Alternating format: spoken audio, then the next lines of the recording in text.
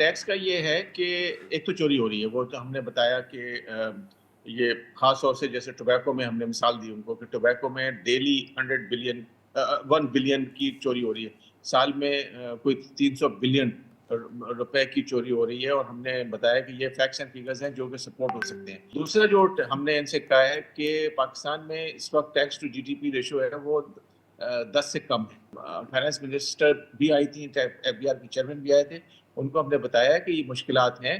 لیکن ٹیکس آپ 9 ٹریلین کا ٹارگٹ ہے، 9 سے کیا یہ 15 کر سکتے ہیں اگر سارے لوگ مل کے کام کریں۔ کہ ہم آپ کو مدد کرنے کو تیار ہیں، ہمارے پاس جو آئی ٹی کمپنیز ہیں وہ آپ کو اس معاملے میں گائیڈ کر سکتی ہیں کہ کیسے ڈیٹا کو اینالائز کیا جائے جی جو اویلیبل ہے۔ جی، آپ کو کچھ نہ کچھ تو ناراض کرنا پڑے گا لوگوں کو، اور ٹیکس لینا آپ کا رائٹ ہے، گورنمنٹ آف مگر پاکستان کا کارپوریٹ رائٹ ہے۔ سیکٹر کو تو حکومت نے بہت زیادہ ناراض کر دیا ہے۔ ایز اٹ از دیکھیں، بزنس جو ہے وہ سفر تو ہو رہا ہے بڑی کمپنیز کا، آپ دیکھ رہے ہیں کہ لارج اسکیل مینوفیکچرنگ جو ہے وہ کافی نیچے گئی ہے، ان کی ظاہر ہے 22% انٹرسٹ ریٹ ہے، اور جس طریقے سے ٹیکس ریٹس ہیں تو ان کے لیے مارجن سوائے